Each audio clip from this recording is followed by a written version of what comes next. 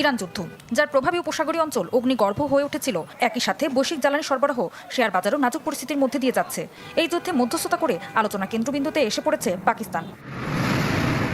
ইসলামাবাদে যুক্তরাষ্ট্র ইরানের প্রতিনিধি দলের আসা ঘিরে নিরাপত্তা ও লজিস্টিক প্রস্তুতি জোরদার করা হয়েছে।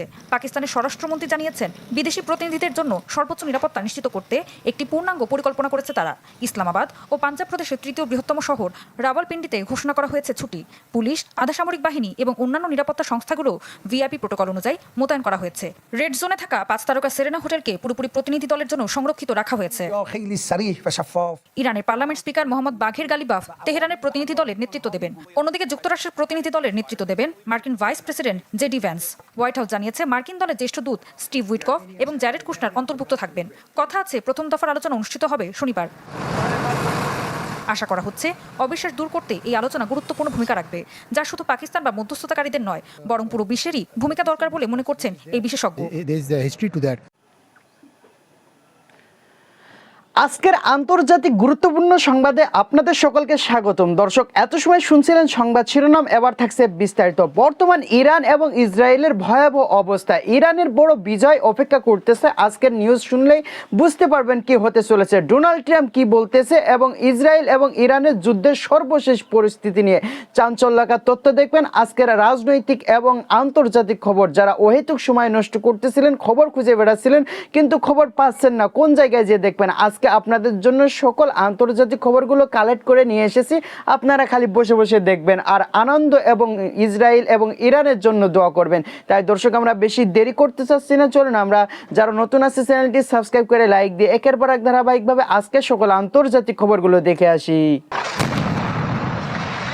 যুদ্ধবিরতি ঘোষণার প্রথম কয়েক ঘন্টায় ইসরায়েল ও হিজবুল্লাহ লড়াই অন্তর্ভুক্ত কিনা তা নিয়ে দেখা দেয় মতবিরোধ। এই সুযোগে বৈরুত সহ লেবাননের বিস্তৃত অঞ্চলে ব্যাপক বিমান হামলা চালায় জায়নবাদীরা। 28 ফেব্রুয়ারি যুদ্ধ শুরু হওয়ার পর বুধবার সবচেয়ে প্রাণঘাতী দিন দেখে দেশটি। প্রাণ যায় 3 শতাধিক মানুষের, আহত ছাড়ায় হাজার। রাজধানী বৈরুতের দাহিয়া সহ সীমান্তবর্তী এলাকাগুলোতে সিরিজ হামলা অব্যাহত রেখেছে তেল আবিব। নতুন করে জারিরা এলাকায় একটি আবাসিক ভবনে বিমান হামলায় নারী, শিশু সহ প্রাণ গেছে অন্তত 10 জনের। পূর্ব ঘোষণা ছাড়াই বেসামরিক এলাকায় ইসরায়েলি হামলায় আতঙ্কে দেশটিতে থাকা হাজারো বাংলাদেশি। বৈরুত সহ লেবাননের আকাশে টহল দিচ্ছে ইসরায়েলি যুদ্ধ বিমান আর ড্রোন। এমন অবস্থায় আতঙ্কে ঘরবন্দি সময় কাটাচ্ছেন অনেকে। কাজ কিংবা বাজার সদাই করতে চরম সতর্কতায় বের হতে হচ্ছে বাইরে। প্রতিদিন বিমান আর প্রতিদিন ফালে আর তো বাইরে থেকে তো ট্যাং নিয়ে তো আসে, সব তো আর মানে আমরা অনেক আতঙ্কে থাকি। আশেপাশে কিছু কিছু লোক আছে, যেমন আরবি লোক, এরা কইছে যে তোরা বাসার ভিতরে থাক, বাইরে বাইরে আসবি। আর যদিও বাইরে বাইরেও তাই যখন দেখবি যে বিমান নাই বা ড্রোন নাই, তখন বাইরে বাইরে কাজ সারিয়া লাগি। গতকালকে পূর্ব ঘোষিত ছাড়া যে আক্রমণ করছে বা বর্তমান যে পরিস্থিতি, প্রবাসীরা কর্মস্থলে যাওয়া তো দূরের কথা, নিজ নিজ বাসায় আতঙ্কে দিন পার করছে। নিরাপদ স্থানে সরে যাওয়ার চেষ্টা করছেন অনেক বাংলাদেশি, তবে কর্মসংস্থান সহ নানা প্রয়োজনে ঝুঁকি নিয়ে হামলাপ্রবণ এলাকায় অবস্থান করছেন কেউ কেউ। বাংলাদেশ দূতাবাস সবাইকে সতর্ক থাকার আহ্বান জানিয়েছে। দেয়া হচ্ছে নিরাপত্তাজনিত নির্দেশনা, চলছে কর্মহীন প্রবাসীদের মাঝে খাদ্য সামগ্রী বিতরণ। ওয়ালিউল্লাহ ফারুক, চ্যানেল 24। লেবাননের সবশেষ পরিস্থিতি জানাতে বৈরুত থেকে যুক্ত হচ্ছেন সহকর্মী প্রবাসী সাংবাদিক সুব্রত সাহা। যাচ্ছি তার কাছে। সুব্রত, কোন অঞ্চলগুলোতে বেশি হামলা হয়েছে, এখন পর্যন্ত কোনো প্রবাসী বাংলাদেশি হতাহতের খবর পেয়েছেন কিনা, বিস্তারিত জানাবেন। ধন্যবাদ শ্রেয়া। যুদ্ধবিরতি আলোচনার মধ্য দিয়েও কিন্তু ইসরায়েল লেবাননে তারা বিমান হামলা করে যাচ্ছে। বিশেষ করে গতকাল বৃহস্পতিবার লেবাননের দক্ষিণ অঞ্চলে কিন্তু ইসরায়েল বিমান হামলা করেছে এবং আমরা দেখতে পেয়েছি যে পুরো দিনই কিন্তু ইসরায়েলি ড্রোন এই বৈরুতের পুরো লেবাননের আকাশে তারা চক্কর দিয়েছে। তবে বুধবারের যে ঘটনা ঘটেছে, যে এত প্রাণহানি ঘটেছে বৈরুতের আক্রমণের মধ্য দিয়ে, সেই প্রাণহানির সুখ কিন্তু এখনো বৈরুতবাসী কাটিয়ে উঠতে পারে নাই। কারণ পুরো রাজধানী বৈরুত পুরো লেবাননে এক ধরনের থমথমে অবস্থা বিরাজ করছে এবং ইসরায়েলে আবারও পুনরায় হামলা করতে পারে সেই আশঙ্কা কিন্তু রয়েছে। গতকাল বৃহস্পতিবার ইসরায়েল লেবাননের প্রায় 15টি এলাকাকে টার্গেট করে তারা একটি সতর্কবার্তা দেয় এবং সেই সতর্কবার্তা পাওয়ার পরেই কিন্তু স্থানীয় বাসিন্দার পাশাপাশি বাংলাদেশিরা এদিক সেদিক ছুটতে থাকে এবং তারা সারা রাত কিন্তু তারা খোলা জায়গায় আশ্রয় নিয়ে সেখানে অবস্থান করে।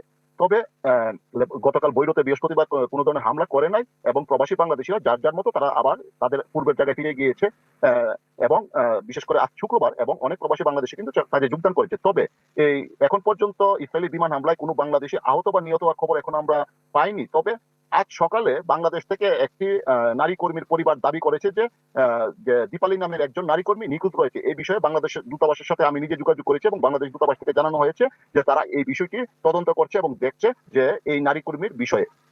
তাছাড়া লেবাননের যে প্রবাসী বাংলাদেশিরা রয়েছে তারা কিন্তু এই যুদ্ধবিরতির দিকে তারা নজর রাখছে, কারণ এই যুদ্ধবিরতির মধ্য দিয়ে হয়তো বা লেবাননে এক ধরনের স্বস্তি ফিরে আসবে।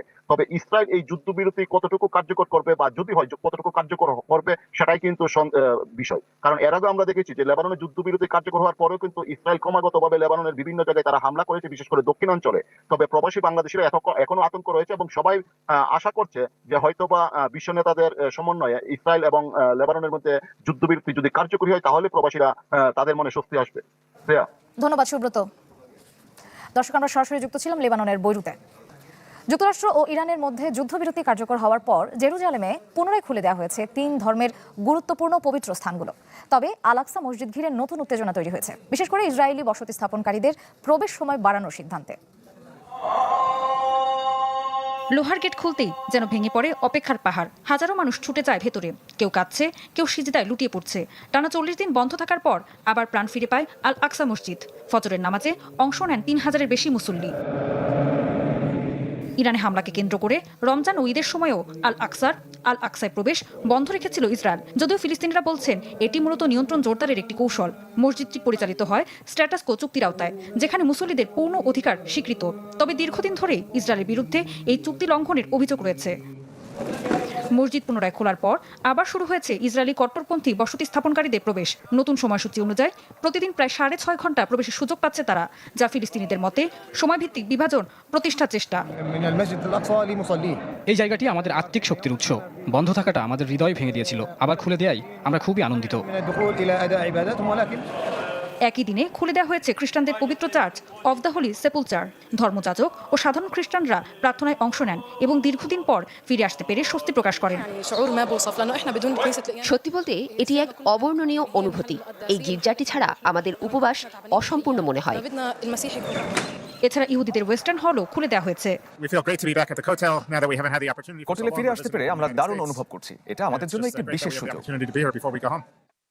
মার্কিন প্রেসিডেন্ট ডোনাল্ড ট্রাম্প ইরানের সাথে যুদ্ধবিরতি ঘোষণা দেওয়ার একদিন পরই এসব ধর্মীয় প্রতিষ্ঠান খুলে দেওয়া হয়। তবে আল আকসা মসজিদ ঘিরে নতুন সিদ্ধান্তগুলো ভবিষ্যতে আর উত্তেজনা তৈরি করতে পারে বলে আশঙ্কা করছেন বিশ্লেষকরা।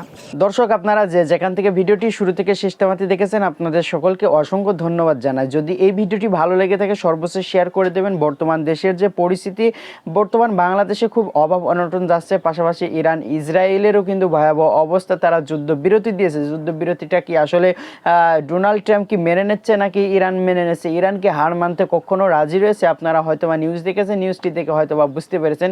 অবশ্যই মন্তব্যটা কমেন্টে জানিয়ে যাবেন, কারণ কিনা আপনারা নিউজটি বেশি সময় ধরেই দেখেছেন। আশা করা যায় যারা দেখতেছেন পরবর্তী এই ধরনের আন্তর্জাতিক খবরগুলো সবার আগে দেখার জন্য অবশ্যই কমেন্টে জানিয়ে যাবেন। আর ইরানের পক্ষে কে কে আছেন যে ইরান বিজয় লাভ করুক, সে অবশ্যই এই চ্যানেলটি সাবস্ক্রাইব করে দেবেন, ভিডিওটি সর্বোচ্চ শেয়ার করে দেবেন। আজকের মতো বিদায় নিচ্ছি, দেখা হবে নতুন কোনো আন্তর্জাতিক খবর অথবা নিউজ নিয়ে। আসসালামু আলাইকুম।